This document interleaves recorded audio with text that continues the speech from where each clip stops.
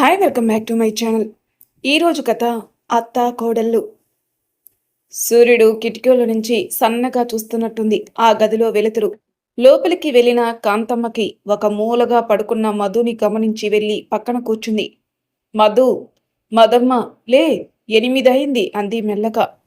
కాసేపు ఆగి లేస్తాను, నువ్వెళ్ళు అంది కోపంగా. మేలుకొనే ఉన్నావా అంది తల నిమురుతూ. నేను నిన్ను వెళ్ళమన్నాను కదా, వెళ్ళు అంది కోపంగా. అది కాదే అనబోయింది. ఇంతలో ఫోన్ మోగడం చూసి అక్కడి నుండి లేచి కిటికీ తెరిచి కర్టెన్ పక్కకి జరిపి వెళ్ళిపోయింది. మధు ఫోన్ వైపే చూస్తూ ఉంది, కానీ తీయట్లేదు. కాసేపటికి మధు లేచి అద్దంలో మొహం చూసుకుని బయటకొచ్చింది. హాల్లో కూర్చుని ఉన్న ఆర్యాని చూసి వెనక్కి వెళ్ళబోయింది. అదేంటి అలా వెళ్తున్నావు, అబ్బాయి నీకోసం వస్తేను అంది మధు వాళ్ళమ్మ. పర్లేదు, తను ఇప్పుడే లేచినట్టుంది అన్నాడు నసుకుతూ. రాత్రి ఒంట్లో బాలేదు అంది. అందుకే లేటుగా లేచింది అంది మధు వాళ్ళమ్మ నసుకుతూ. లేకుంటే రోజు 5ంటికే లేచెట్టు అని మనసులో అనుకోసాగాడు. ఇంతలో మధు వాళ్ళ నానమ్మ వచ్చి ఆర్య పక్కన కూర్చుంది. బాగున్నారా అన్నాడు నవ్వుతూ. బాగున్నాను ఆర్య, ఎలా ఉన్నావు అంది ఆవిడ నవ్వుతూ. మధు వాళ్ళమ్మ కిచెన్లోకి వెళ్ళిపోయింది. కాసేపు అక్కడ ఎవరూ లేరని తెలుసుకున్న కాంతమ్మ, సమస్య ఏంటి అంది మెల్లగా. అది చెప్పుకునే అంత పెద్ద సమస్య కాదు, అలా అని సర్ది చెప్పుదామనుకునే అంత ఈజీ కూడా కాదు అన్నాడు దిగులుగా. సమస్య ఏదైనా సమయాన్ని బట్టే పోతుంది అంది. ఇప్పటికే చాలా లేట్ చేశా, మీకు తెలియంది కాదు, మాకు పెళ్ళై 2 నెలలు కూడా కాలేదు, అప్పుడే ఈ గొడవలు అన్నాడు బాధగా. నలుగురు ఉన్న ఇంట్లో ఇవన్నీ మామూలే కదయ్యా అంది. అది కాదండి, మా అమ్మకి మేం తప్ప ఎవరున్నాం చెప్పండి. మా పెళ్ళయ్యాక మాతో ఉంటుందని తీసుకొచ్చా, ఆవిడ రానన్నా సరే బలవంతంగా తీసుకొచ్చాం. అలాంటిది ఎప్పుడు ఆమె మీద ఏదో ఒక కంప్లైంటు, అసలు వాళ్ళ మధ్య ఉండలేకపోతున్నా అన్నాడు బాధగా. తప్పుగా అనుకోకయ్యా, మా ఇంటి పిల్ల అని నేను వెనకేసుకొని రావడం లేదు, కానీ కొత్త వాతావరణం, ఇంకా వాళ్ళ మధ్య అంత చనువు ఉండదు, ఒకరు చెప్పింది ఒకరికి నచ్చకపోవచ్చు అంది. అలా అని ప్రతి చిన్న విషయంలోనూ ఆవిడ్ని అలా అంటే ఎలా చెప్పండి. ఆవిడ ఏం తింటుందో పట్టించుకోదు, అసలు ఏం చేస్తుందో అడగదు, ఆవిడ ఉన్నట్టే గుర్తించదు కదా. ఆవిడ ఏం అడిగినా కొట్టినట్టు సమాధానం ఇస్తుంది. మా అమ్మ తనని 5ంటికి లేవమనట్లేదు, 7ంటికి లేచినా సరే ఫోన్ చూస్తూ కూర్చోకుండా జరగాల్సినవి చూడమంటుంది. మా ఇద్దరికి ఆఫీస్, ఉదయం వెళ్తాం, సాయంత్రానికి వస్తాం, ఆ రాత్రి కాసేపు, ఉదయం కాసేపు కలిసి ఉంటాం, అప్పుడు కూడా ఫోన్తోనే ఉంటే ఎలా అని అడగడం తప్పేనా అన్నాడు బాధగా. నీ పరిస్థితి అర్థమవుతుంది, ఇవన్నీ తనకు అర్థం కావడానికి టైం పడుతుంది అంది మెల్లగా. విసిగిపోయాను, ఈ 2 నెలలే ఇలా ఉంటే ఇంకా నా ఫ్యూచర్ ఎలా ఉంటుందో అని టెన్షన్గా ఉంది. నువ్వంత కంగారు పడాల్సిన పని లేదు, కానీ అందరి ఇంట్లో అదే సమస్యలే అంది. ఇప్పుడు తను అలా ఇక్కడికి వచ్చేస్తే నాకు ఏం వాల్యూ ఉంటుంది చెప్పండి అన్నాడు. అంటున్నానని కాదు, కానీ వాళ్ళ మధ్య సమస్యని నువ్వు వాళ్ళకే వదిలే, వాళ్ళే సర్దుకుంటారు అంది. అలా ఉండట్లేదు కదా, ఆఫీస్ నుండి రావడమే ఆలస్యం, మా అమ్మ లిస్టు రాసి పెట్టుంటుంది, అలా చేసింది ఇలా చేస్తుంది, అసలు లెక్క చేయట్లేదని ఆవిడ పురాణాలు. మా అమ్మ ఏమన్నా అంటే చాలు, ఆవిడ్ని నేను వెళ్ళి అడిగే వరకు మధు ఒప్పుకోదు. మొన్న అసలు గొడవే లేదు, 9ంటికి లేస్తే ఎలా, కొంచెం ముందే లేస్తే హడావిడి లేకుండా వెళ్ళొచ్చు కదా అంది. అది తప్పైపోయింది. ఆ రోజంతా తను ఇంకా ఏ పని చూడలేదు, ఆఫీస్కి వెళ్ళలేదు, కనీసం తిండి తినలేదు. నేను ఆఫీస్ నుండి వచ్చాక మీ అమ్మకి చెప్పు, నా విషయాల్లో ఇలా క్వశ్చన్ చేయొద్దని అంటుంది. అలా మాట పెరిగి ఇలా వచ్చేసింది అన్నాడు బాధగా. నువ్వు మనసు పాడు చేసుకోకయ్యా, అంతా సర్దుకుంటుందిలే అంది. ఇంతలో మధు రావడం చూసి సైలెంట్గా ఉన్నారు. మధు ఆర్యకి ఎదురుగా వచ్చి సోఫాలో కూర్చుంది, పేపర్ చూస్తోంది.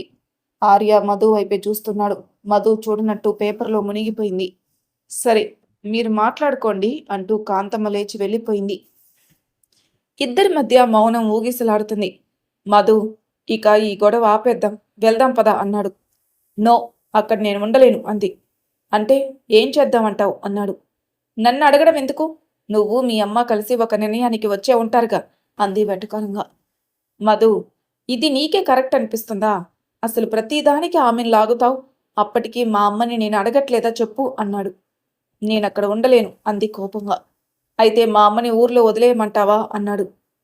ఏంటార్యా, ఎలా కనిపిస్తున్నాను నీకు, మీ అమ్మ నాకు అడ్డమని ఎలా అనుకుంటాను నేను, అసలు ప్రాబ్లం మీ అమ్మకి నేను నచ్చలేదు, పైగా జాబ్ చేయడం ఇష్టం లేదనుకుంటాను. ఏదో ఒక రోజు అంటే పర్వాలేదు, రోజు నన్ను ఏదో వంకతో తిడితే ఎలా ఉంటుంది, నాకేమన్నా సరదానా? అదేదో నాకే చెప్పొచ్చు కదా అని నీతో చెప్పి నాతో చేయిస్తుంది. అసలు ఆవిడకి ఏం కావాలన్నా నీకే చెప్తుంది. ఒక మాట నాకు చెప్తే చేయనా? అంత గడుసుదానిలా ఉన్నానా? అంది బాధగా. మీ ఇద్దరి మధ్యలో నేను టార్చర్ చూస్తున్నాను అన్నాడు ఆర్య బాధగా. అందుకే ఇక నేను ఇబ్బంది పెట్టలేకే వచ్చేసాను అంది. నువ్వలా వచ్చేస్తే ప్రాబ్లం సెట్ అవుతుందనుకున్నావా అన్నాడు. నేనక్కడ ఉన్నా లేనట్టే అంది బాధగా. నువ్వు ఇప్పుడే నాతో రా అన్నాడు. లేదు, చూసుకొని వస్తాను అంది బాధగా. ఇంతలో వచ్చిన కాంతమ్మ, ఇంకో 2 రోజుల్లో వచ్చేస్తుంది లేవయ్యా, నువ్వు దిగులు పడమాకు అంది కూర్చుంటూ. సరే, నేను బయలుదేరతా, లేట్ అవుతుంది అన్నాడు. టిఫిన్ చేసి వెళ్ళు అంది మధు. లేదు, ఆఫీస్కి లేట్ అవుతుంది అన్నాడు. ఆర్య వెళ్తూ ఉంటే మధు గుమ్మం వరకు వెళ్ళి వచ్చింది. అదేంటే అబ్బాయి అప్పుడే వెళ్ళిపోయాడు అంది మధు వాళ్ళమ్మ. ఆఫీస్కి వెళ్తూ ఇలా వచ్చాడులే అంది లోపలికెళ్తూ. కాసేపటికి రూంలో ఫోన్ చూస్తున్న మధు దగ్గరికెళ్ళి కూర్చుంది కాంతమ్మ. ఏంటి అంది మధు కోపంగా. నా మీద ఎందుకే కోపం అంది కాంతమ్మ. నువ్వే కదా పెళ్లి చేసుకో, మా సుశీల మంచిది అన్నావు, ఇప్పుడు చూడు అంది. అబ్బో, బాగుందిలే అమ్మా, మీరు బాగున్నప్పుడు గుర్తుకు రాను గాని ఏదైనా సమస్య వస్తే నన్నాడిపోసుకుంటారే అంది కాంతమ్మ. నీకు తెలియదే తల్లి, ఎలా చెప్పాలి మీకు నా బాధ అంది చిరాక. మదమ్మ, ముందు నీకు ఒకటి చెప్తాను, అది విను, మళ్ళీ నాతో తీరిగ్గా గొడవ పడచ్చులే అంది. సర్లే చెప్పు అంది బుంగమూతతో. నాకు 12 ఏళ్ళప్పుడు పెళ్ళయింది. అప్పటికి నేను పెద్ద మనిషిని కూడా కాలేదు. వీధిలో తొక్కుడు బిళ్ళ, అష్టాచెమ్మ ఆడుకునే వయసు అనుకో.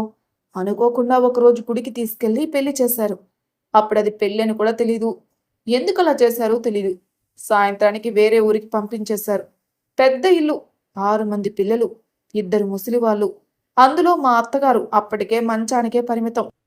అక్కడ మా అమ్మా నాన్న లేరు. ఆకలేస్తే ఎవరిని అడగాలో తెలీదు. ఆ 6 మందితో నేను ఏడో దానిగా చేరిపోయా. మీ తాతకేమో పొద్దున్నుండి సాయంత్రం వరకు గోలీలు, కర్రబిల్ల ఆటలు. కొన్ని రోజులు వాళ్ళు చిన్నపిల్లల్ని వదిలేశారు. అప్పటి వరకు నాకు తేడాగా ఏమీ లేదు. పిల్లలతో బాగానే కలిసిపోయా.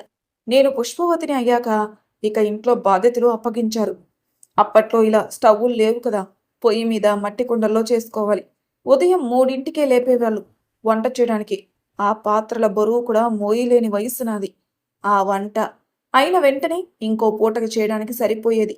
మా అత్తగారికి అన్నీ మంచం మీదకే ఇవ్వాలి. మహాతల్లి ఏం చేసిందో ఏమో, బాగున్న రోజుల్లో అనుకునేదాన్ని. అప్పుడు తాగే నీటి కోసం 3 మైళ్ళు నడిచి వెళ్ళి తెచ్చుకుని చేసుకునేదాన్ని. అప్పటికి నా వయసు 14 ఏళ్ళు అంతే. అలానే ఎందుకు చేయాలో ప్రశ్నించలేని వయసు అది. అలా 2 ఏళ్ళు గడిచాక మీ పెదనాన్న పుట్టాడు. 16 ఏళ్ళు అప్పటికి. చాలా కష్టపడ్డా. ఇంకా కడుపుతో ఉన్నప్పుడు నరకం చూశా. ఇంట్లో పనులు చేసి కాళ్ళు గుంజేసేవి. అన్నం సహించేదే కాదు. నువ్వు ఏం తిన్నావని అడిగేవాళ్ళే లేరు. ఇప్పట్లో అబ్బాయిలు అర్థం చేసుకుంటున్నారు. అంతెందుకు, మీ నాన్న మీ అమ్మని ఎలా చూసుకున్నాడో తెలుసా? మాకు ఆ అదృష్టం లేదే తల్లి. కొట్టినా తిట్టినా మొగుడే దిక్కు. మనసులో బాధల్ని పుట్టింట్లో చెప్పుకోలేను. అలా అని మొగుడితో చెప్పుకోలేను. మీ తాతకి నేను ఏ వారానికో గుర్తొచ్చేదాన్ని. అప్పుడు కూడా ఇంట్లో సమస్యలే. మా మధ్య కొట్టుకులాడేవి. ఇంట్లో 6 మంది ఉంటే అందరూ ఒకేలా ఉంటారు కదా. మనం ఒకలా చెప్తే వాళ్ళకి ఇంకోలా అర్థమవుతుంది. అలా దెబ్బలు తిన్న రోజులు ఉన్నాయి. కోపాలు, అలకలు, గొడవలు, కొట్లాట్లు అన్నీ జరిగిపోయాయి. నాకు 25 వచ్చేసరికి 3 పిల్లలు. మీ తాతయ్య పోయారు. ఆ కాలంలో రెండో పెళ్ళేమో కానీ సతీ సాగమనం లేదు. అదే చాలే అనుకున్నా. మంచానికి పరిమితమైన అత్త పాపం. వయసు మీద పడ్డ కుటుంబ భారాన్ని మోసే మా మామయ్య. ఆయనకి ఒంట్లో ఓపిక పోయి కూలబడ్డాడు. మరుదులు కూడా అంతా చిన్నవాళ్లే. వాళ్ళేం చేస్తారు? ఇంటి బాధ్యత నా నెత్తి మీద వేసుకున్నా. ఉదయం 3ంటికి తెరిచిన కళ్ళు రాత్రి 7 వరకు అలుపు లేకుండా పనిచేసేదాన్ని.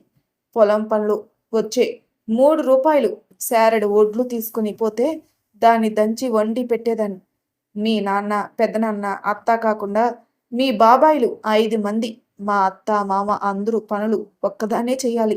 పిల్లల్ని తీసుకుని పుట్టింటికి వచ్చేస్తే చూసేవాళ్ళేమో గాని ఆ ఇంటికి వదలలేకపోయా. ఎంత కష్టం వచ్చినా వాళ్ళని వదులుకోలేకపోయా. వాళ్ళు ఏమన్నా సరే అదే నా ఇల్లు అనుకున్నా. కాలం కలిసొచ్చింది. చదువులని అందరూ 4 అక్షరాలు నేర్చుకున్నారు. అందరూ బాగుపడ్డారు. కానీ నా జీవితం మాత్రం అలా చీకట్లో మిగిలిపోయింది. ఏమైనా అనుకో, 25 ఏళ్ళప్పుడు మీ తాతయ్య పోయాడు. ఇంకో పెళ్ళి చేయలేదు. 25 ఏళ్ళకే ఎన్నో కష్టాలు పడ్డాని. ఈ కాలంలో అలా ఉన్నారా? పెళ్లి చేసుకున్నాక మనస్పర్ధలు వస్తే ఇద్దరూ ఒప్పుకొని విడిపోతున్నారు. ఏం జరిగినా అత్తారిల్లే దిక్కు కాదని పుట్టింటికొస్తే చుట్టుపక్కల వాళ్ళు సూటిపోటు మాటలు. నాకు పెళ్లి వెళ్ళిన నాటి నుండి మా అత్త కాలం చేసే వరకు ఆమెకి అన్నీ నేనే. ఇప్పట్లో అలా లేదు కదా, అర్థం చేసుకుంటున్నారు అంది. ఇప్పుడు మీకన్నీ మారిపోయాయి. నచ్చకపోతే చట్టపరంగా విడిపోవచ్చు. మాకలా లేదు. ఎలా ఉన్నా సర్దుకుని పోవాలి. అలా చనిపోయిన ఆడవాళ్ళు ఎంతమందో. ఇప్పుడు అన్నిటికీ ఒక పరిష్కారం ఉంది కానీ ఎందుకో మీకింకా ఏదో అసంతృప్తి. మీకు మనస్సు బాగోకపోతే అక్కున చేర్చుకునే భర్త, తెలియని వాటిని చెప్పే మీ అత్త. కానీ నీకు ఆవిడ చెప్పే విధానం నచ్చలేదు. అదే నీ సమస్య. మగాడికి సమానంగా ఉద్యోగం చేస్తున్నావు. మీ ఆయన్ని పేరు పెట్టి పిలుస్తున్నావు. నీ ఆత్మాభిమానంతో బ్రతుకుతున్నావు. కానీ నీకింకా అసంతృప్తి. మా కాలంలో అయితే నువ్వు ఒక్కరోజు ఇలా బ్రతకలేవేమో అనిపించింది.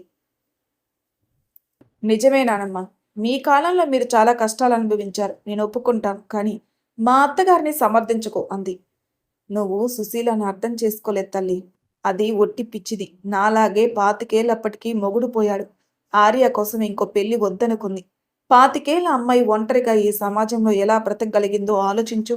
ఆ జీదరింపులు, ఈసడింపులు అన్నీ భరించింది. 4 రాళ్ళు సంపాదించి వాణ్ణి ఒక స్థాయిలో ఉంచగలిగింది. నీకన్నా మంచి సంబంధాలు వచ్చినా నిన్నే ఏరి కోరి చేసుకుంది. ఎందుకో తెలుసా? నువ్వైతేనే తనని ఆర్యాని దూరం చేయవని అంది మెల్లగా కాంతమ్మ. అయినా ప్రతిదానికి ఏదో ఒకటి అంటుందమ్మా అంది మధు. మీ అమ్మని నేననట్లేదా? మీ ఆయనంటే నీకంత బాధ అనిపించదు కానీ మీ అత్త అంటే కోపం వస్తుందా? నువ్వు మీ ఆయన్ని వేరుగా చూడలేదు. మీ అత్తని వేరేలా చూస్తున్నావు. అందుకే అలా అనిపిస్తుంది అంది. నేనేం చేసినా తప్పే అన్నట్టు చూస్తుంది. నువ్వు ప్రేమగా నవ్వుతూ మాట్లాడు, ఆప్యాయంగా ఉండు. అదే చాలు. నీ నుండి అదే కోరుకుంటుంది అంది కాంతమ్మ. ఆమె కోపంగా ఉంటే నేనెలా ప్రేమగా ఉండాలి అంది. సుశీలకి భయం. ఎక్కడ నువ్వు ఆర్యాని దూరం చేస్తావో అని. నాకు మీ అమ్మ వచ్చిన కొత్తలో అసలు నచ్చేదే కాదు. అది కొడుకు మీద ప్రేమ వల్ల వచ్చే భయం అంతే. నేను మీ నాన్నకి రుచిగా గోరుముద్దలు పెట్టేదాన్ని. మీ అమ్మ చప్పిడి కూరలో ఒకటి ఉంటే ఇంకోటి ఉండేదే కాదు. నాకు అస్సలు నచ్చేదే కాదు. నా కొడుకు ఎలా తింటున్నాడో అని బాధపడేదాన్ని. కొన్నాళ్ళకి 4 తగిలించి నేర్పించా అంది నవ్వుతూ. అందరూ అత్తాకోడళ్ళు ఇలానే ఉండరు మదమ్మా. అంతెందుకు, మీ పెద్దమ్మ కన్నా నాకు మీ అమ్మ మీదే కొంచెం ప్రేమ ఎక్కువ. నేను కోపంలో ఒక మాట అన్నా కానీ సర్దుకుని మళ్ళీ వచ్చేది. ఇద్దరం తిట్టుకున్నాం, గొడవలు పడ్డాం. ఇప్పుడు బానే ఉన్నాం కదా. మీ అమ్మతో నువ్వు గొడవ పడ్డావా? నాతో గొడవ పడవా? ఇది అంతే అనుకో అంది. కానీ మా అత్త విషయంలో ఎందుకో నేను ఈజీగా తీసుకోలేకపోతున్నాను అంది బాధగా. ఈ ఇంట్లో నువ్వు ఎలా ఉన్నావో మాకు అలవాటైపోయింది. ఒకవేళ తిట్టినా నువ్వు తిరిగి గొడవ పడే చనువు ఉంది. ఇంకా నీకు సుశీలకి ఆ చనువు లేదు. అందుకే అలా అనిపిస్తుంది అంది జుట్టు సవరిస్తూ. ఏదైనా నాకు చెప్పొచ్చు కదా, ఆర్యకు చెప్తుంది. అదే నాకు అసలు నచ్చట్లేదు అంది విసుగ్గా. నీకేమైనా కావాలంటే నువ్వు మీ అత్తను అడిగావా? మీ ఆయన్ని అడుగుతావు కదా. ఆమె అలానే అనుకుంటుంది కదా అంది. నా మీద చాడీలు చెప్తుంటే అసలు డైజెస్ట్ చేసుకోలేకున్నాను అంది. అడిగితే నువ్వు అలిగిపోతున్నావట. మరి అబ్బాయి చెప్పకుండా ఇంకేం చేస్తుంది అంది. నువ్వు అన్నిటికీ ఏదో ఒక ఆన్సర్ చెప్పకు అంది చిరాగ్గా. నేను ఉన్నదే మాట్లాడుతున్నానే. మన ఇంట్లో నువ్వు ఉన్న విధానం వేరు. మీ అమ్మ చేసి పెడితే తినేదానివి, ఆఫీస్కి వెళ్ళేదానివి, మళ్ళీ వచ్చి నీ పని చూసుకునేదానివి. ఇప్పుడు అలా కాదు. నీకు నీ బాధ్యతలు ఉన్నాయి. నిన్న ఆ ఇంట్లో బానిసలా ఉండమనట్లేదు కానీ నీకు బాధ్యత ఉంటుంది కదా. చేస్తున్నాను కదా అంది కోపంగా. తెలియనివి మీ అత్తని అడిగితే ఆవిడికి సంతోషం కదా అంది. ఆవిడ ఎప్పుడు రూమ్లోనే ఉంటుంది అంది. ఇవన్నీ ఒక్కరోజుతో సద్దుమణిగిపోయేది కాదమ్మా. సమయం పడుతుంది. నువ్వు ముందు మారు, మళ్ళీ మీ అత్త మారుతుంది అంది గోముగా. అసలు నా తప్పే లేకుండా ఏం మారాలి అంది. తప్పు అంటే నువ్వు చేసే పనులే కాదే. చెప్పకపోవడం, అడగకపోవడం నీ పొరపాటే కదా. మీ అమ్మని చూడు. అందరూ తిన్నారా, వాళ్ళకి కావాల్సినవి చూస్తుంది కదా. అలానే ఉండాలి అంది. మా అమ్మ ఖాళీగా ఉంది. నేను జాబ్ చేస్తున్నాను అంది. అంటావే, ఎందుకనవు? మీ అమ్మ పెళ్ళై వచ్చినప్పుడు ఎన్నో కలలతో వచ్చింది. కొన్నాళ్ళుగా పక్కనున్న స్కూల్లో టీచర్గా వెళ్ళింది. నువ్వు కడుపులో పడ్డాక నీకోసం మానేసింది. అదే సమయంలో నాకు ఆపరేషను. మీ అమ్మ చాలా కష్టపడ్డది. నా కూతురు కూడా నన్ను అలా చూసుకోలేదు తెలుసా. అలా చూసుకుంది. ఎక్కడికి వెళ్ళినా నాకు మీ అమ్మతో ఉన్నట్టు ఉండదు. అందుకే ఇక్కడే ఉండిపోయా. నీకు 6 ఏళ్ళు వచ్చాక మేం వెళ్ళమన్నా వెళ్ళలేదు. తనకి లేని తల్లి ప్రేమని నీ మీద కురిపించింది. అల్లారు ముద్దుగా చూసింది. నీ నవ్వు ముందు తన కలలన్నీ ఎటో పారిపోయాయి. నువ్వు తేలిగ్గా ఖాళీ అనేస్తున్నావు. నీకన్నీ బాగా కుదిరాయి కాబట్టే నీకు కష్టం తెలియట్లేదు. మీ అమ్మ, నాన్న అన్నీ నీకు నచ్చినట్టే చేశారు. మీ ఆయన నిన్ను స్వేచ్ఛగా వదిలేశాడు ఉద్యోగం చేసుకొని. మరి అలానే ఉంటుంది. అందరూ కావాలని ఇంట్లో ఉండరు. ఎందుకంత చిన్నచూపు? నీ అత్తని అలానే అంటున్నావు? ఆమె నీ వయసులో ఎంత కష్టపడిందో నువ్వు చూసావా?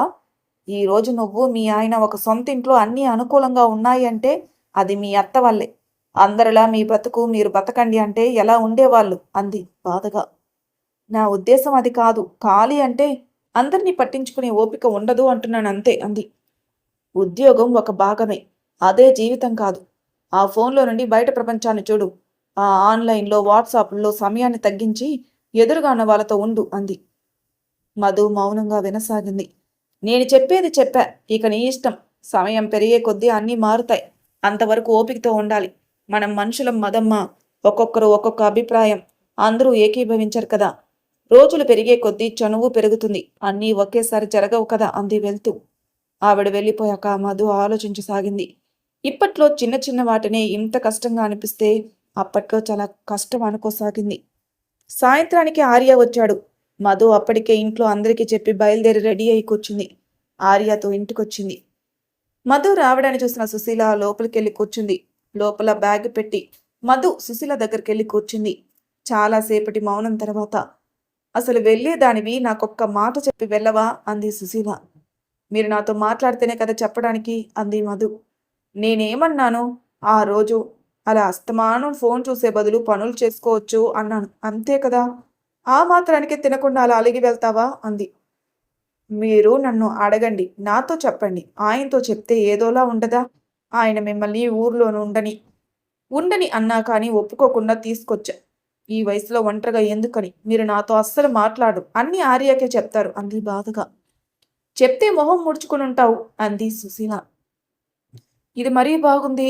మొహం మీదంటే ఎలా ఉంటుంది అంది బాధగా.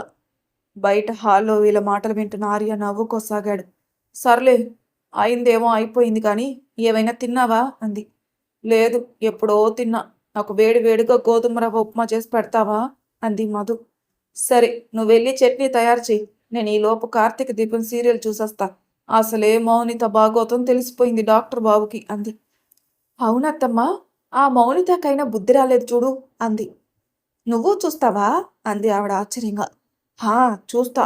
అందుకే కదా ఆ రోజు మీతో తిట్టించుకున్నా. నా ఫోన్లో ఉదయం 6ంటికే హాట్‌స్టార్లో వస్తుంది అంది. అవునా, పిచ్చిదాన. సాయంత్రం పూట ప్రశాంతంగా చూడొచ్చు కదా.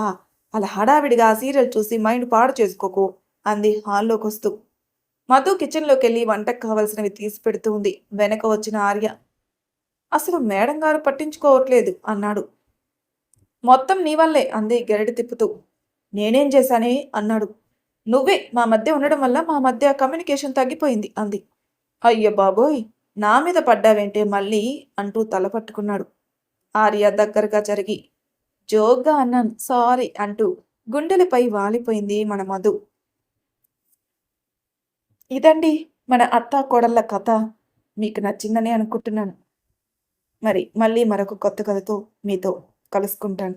అంతవరకు నా ఛానల్ని సబ్స్క్రైబ్ చేయని వాళ్ళు ప్లీజ్ సబ్స్క్రైబ్ చేసుకోండి, లైక్ చేసి షేర్ చేయండి. మీ అభిప్రాయాలు నాకు కామెంట్ రూపంలో తెలియచేయండి. Thank you for listening.